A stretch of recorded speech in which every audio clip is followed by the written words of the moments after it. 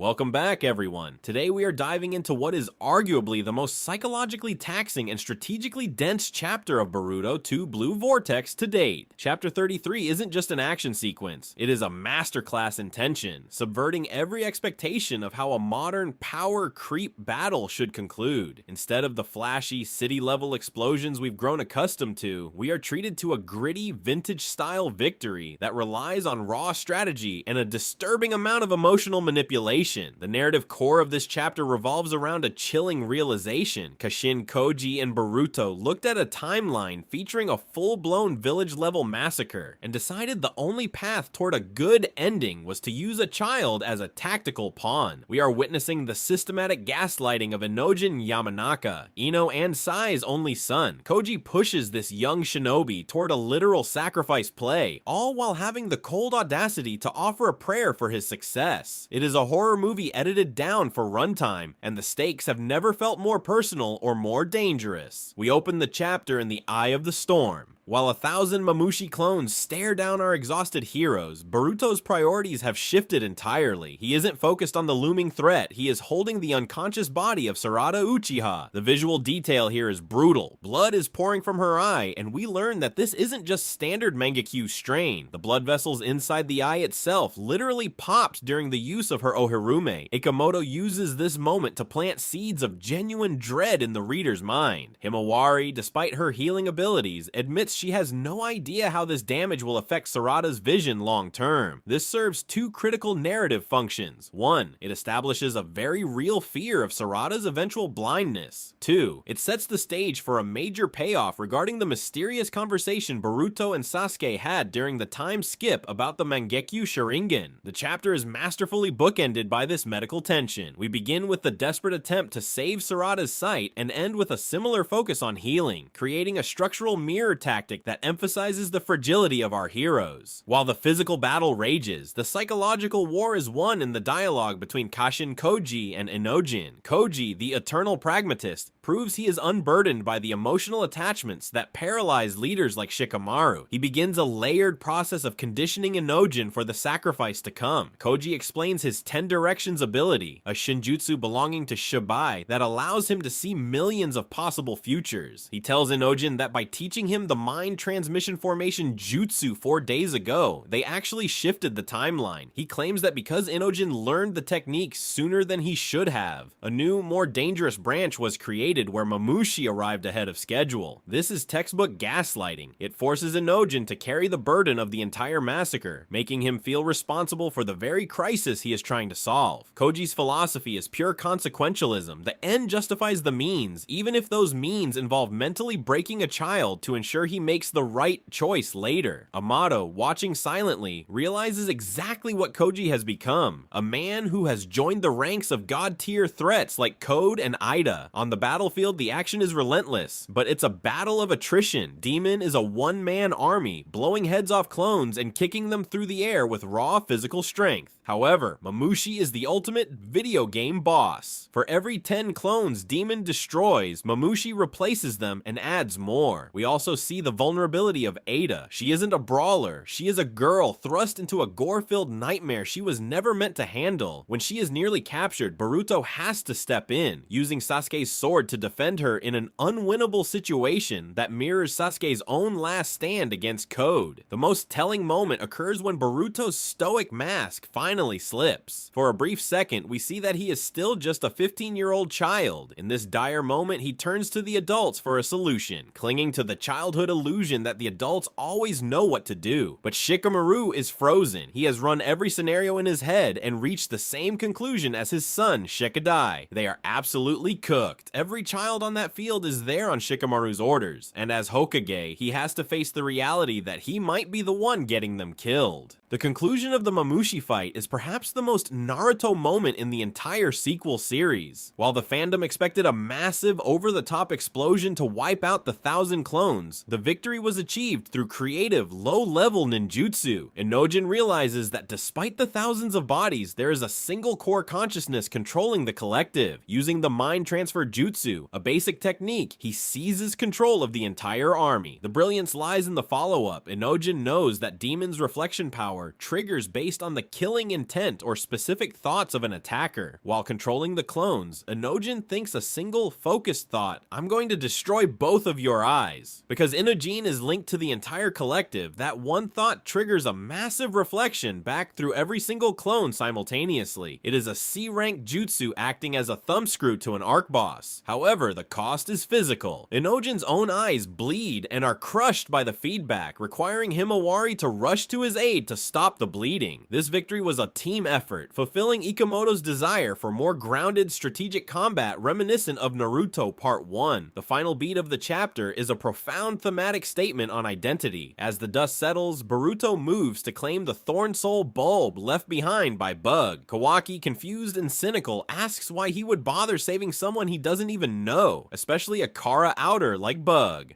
Boruto's response is the essence of Naruto's legacy. It's the right thing to do.